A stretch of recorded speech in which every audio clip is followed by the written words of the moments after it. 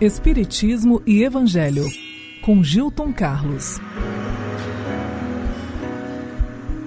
Fenômeno através do qual temos contato com o mundo espiritual.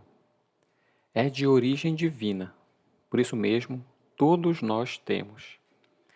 Mas qual é seu objetivo? Qual é sua utilidade?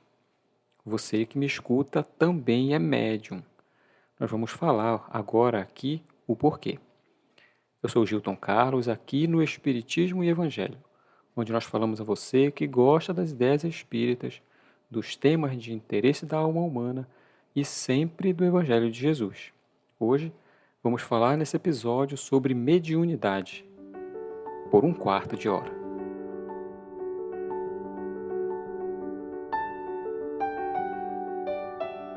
A base do nosso comentário, ela está no Novo Testamento, lá no Evangelho de Mateus, que é no capítulo 10 e no versículo 8, no qual Jesus passa a recomendação aos seus discípulos, os continuadores da tarefa a partir daquele momento, dizendo: curai enfermos, ressuscitai mortos, purificai leprosos, expulsai daimones, de graça recebestes, de graça dai. Mas antes de falar sobre o uso da mediunidade, vamos falar do que é a mediunidade. Imagine que seu filho precisa viajar para estudar em outro estado ou até no exterior. E antes de ele ir, como seu responsável, você procura se encarregar de tudo o que é necessário para que a estada dele lá atinja os seus objetivos. Ou seja, que seu filho aprenda bem, que se forme, mantenha um bem-estar, etc. Você, como pai, como mãe, providencia que ele tenha um celular, com acesso à internet. Pois que mesmo separados momentaneamente, ainda assim você vai permanecer periodicamente em contato com ele para orientá-lo nas dificuldades, para ouvir as suas angústias, as suas reclamações até, enfim, incentivá-lo, embora não esteja fisicamente ali.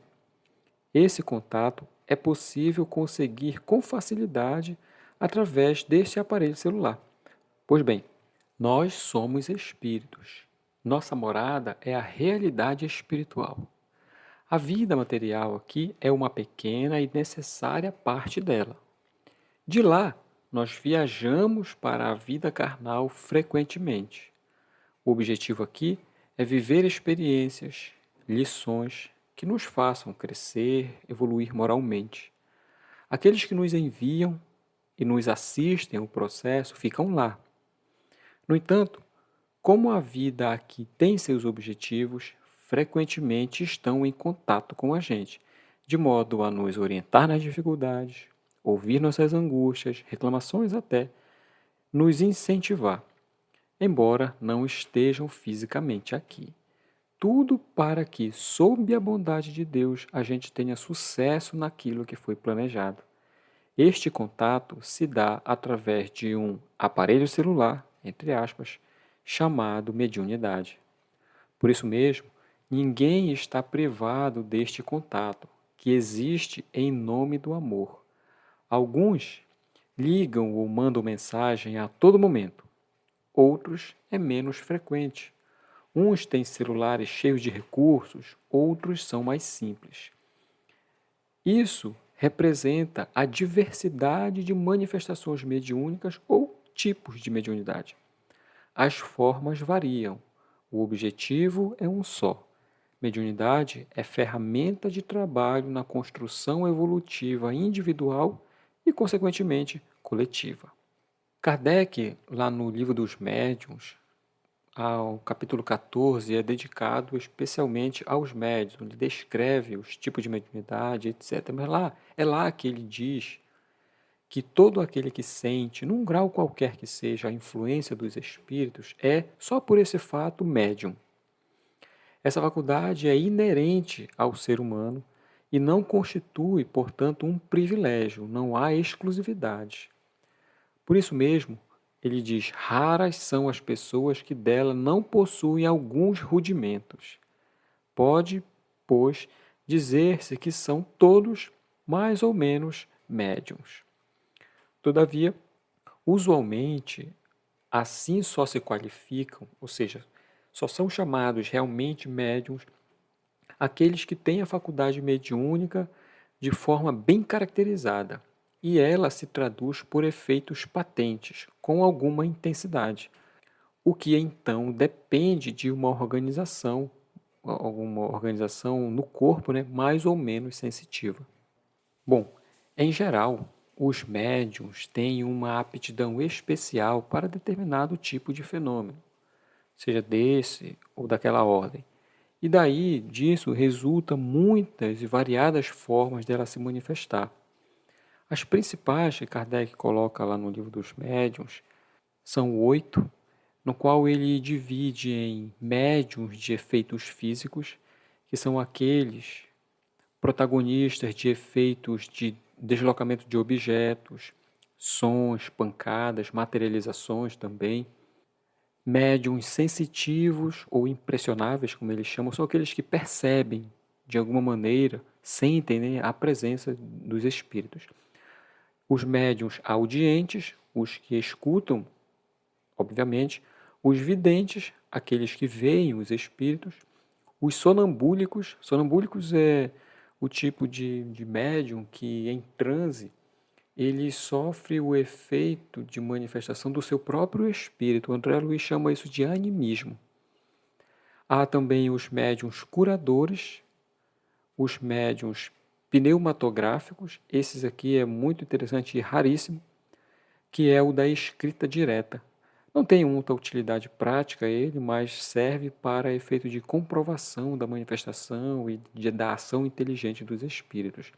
E há os escreventes, como eles chamam, que nós conhecemos também como os psicógrafos, são aqueles que transmitem as mensagens ou mensagem de espíritos através da escrita. E aí, com essa divisão, com essa classificação que Kardec mesmo propõe, cada um de nós aqui, um mais grau, um menos forte, nós conseguimos nos ver aqui mais próximos, talvez, de algum desse que ele relata.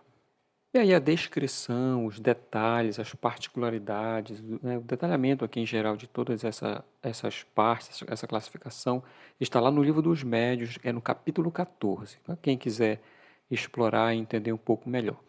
Em relação ao uso dessa faculdade, nós vamos entrar aí nas recomendações do Evangelho.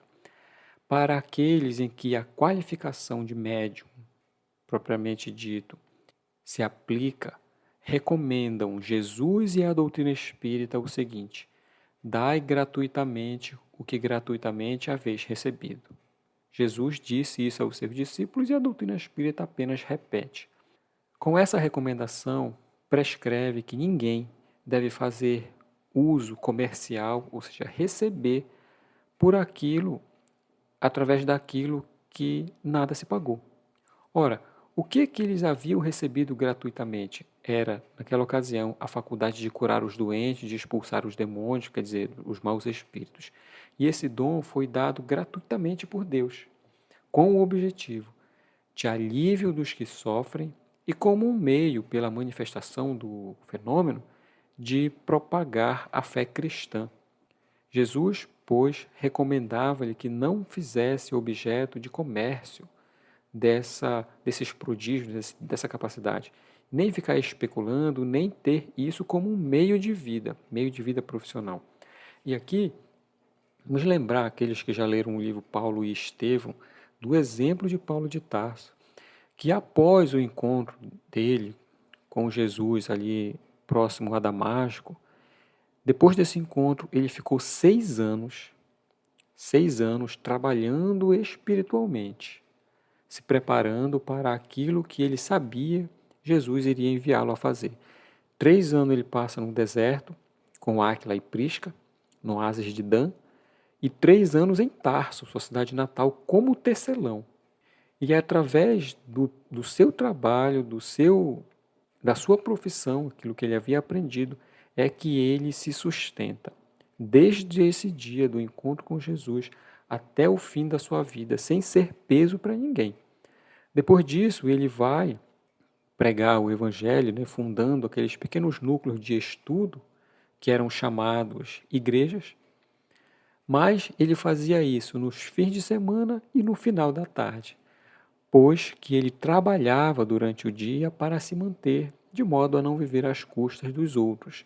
Muitos prodígios, muitas curas foram operados por suas mãos, por suas palavras e por seus exemplos, dando ele um testemunho e uma demonstração de atendimento completo a esta recomendação de Jesus. Aos espíritas hoje, mediunidade sempre gratuita. Os médiuns atuais, porque também os apóstolos tinham mediunidade, igualmente receberam de Deus esse dom gratuito, o de ser intérprete dos espíritos para a instrução de todas as pessoas, para lhes mostrar o caminho do bem, para conduzi-los à fé, não para vender palavras, nem conceitos, ideias que não lhes pertencem aos médios, porque não são fruto de suas concepções, não é resultado de suas pesquisas particulares nem dos seus trabalhos pessoais. Deus quer que a luz chegue a todos. Não quer que o mais pobre fique dela privado e depois ele possa dizer: eu não tenho fé porque eu não pude pagar. Ou então, eu nunca recebi uma mensagem de consolo de algum espírito amigo, de algum familiar, porque eu sou pobre.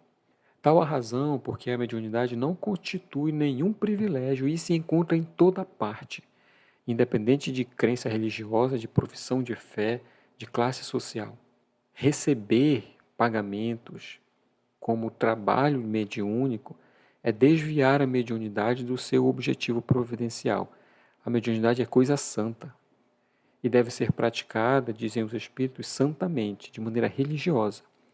Se há um gênero de mediunidade que requer essa condição de modo mais absoluto, é a mediunidade de cura. Porque o médico, ele dá do fruto dos seus estudos, do seu conhecimento, que muitas vezes foi desenvolvido à custa de sacrifícios penosos. Dizem os espíritos, eles podem pôr preço, podem cobrar pelo seu atendimento. Mas o médium curador, ele transmite, mesmo na condição de um médico, né, podemos dizer, o médium curador transmite o fluido curativo que vem dos bons espíritos. E por isso ele não tem o direito de vendê-lo. Jesus e os apóstolos, mesmo pobres, nada cobravam pelas curas que operavam. Então, dizem, cada um deve procurar aquilo que ele precisa para se sustentar. Pode ir atrás de recurso em qualquer parte, menos na mediunidade. Não seja a ela consagrada, senão o tempo de que materialmente possa o médium dispor. E os espíritos, então, levarão em conta esse devotamento e esses sacrifícios, ao passo que se afastarão deles quando utilizam o seu serviço e a sua contribuição como uma escada para subir ante o conceito humano. Emmanuel ainda faz algumas observações acerca do tema mediunidade no Livro da Esperança, lá no capítulo 87. Ele diz que a mediunidade, como uma bênção que vem na forma de um auxílio, né, é semelhante à luz. Toda luz é providencial e toda mediunidade é importante. Vamos pensar rapidamente na utilidade que a luz tem, porque ela também se apresenta de muitas formas. No alto das torres, dos faróis, ela mostra a direção segura aos navegantes. Nos postes, nas ruas, é benefício de iluminação para todos. Em casa, temos o seu uso particular. Nos sinais de trânsito, elas evitam acidentes e organizam o fluxo. Nas escolas, garantem a educação. Nos hospitais, socorrem os doentes. Toda fonte de luz, diz ele, tem uma utilidade específica. Todas têm seu valor. A vela frágil que ilumina, como no passado acontecia a leitura de um livro, num casebre esquecido por aí, é irmã das luzes de um grande teatro. Em relação à luz, o espetáculo é um acessório. Vale mais o proveito que ela traz. E em relação à mediunidade, o fenômeno em si é secundário. O que importa é o serviço. O que importa é o bem que se faz com ela.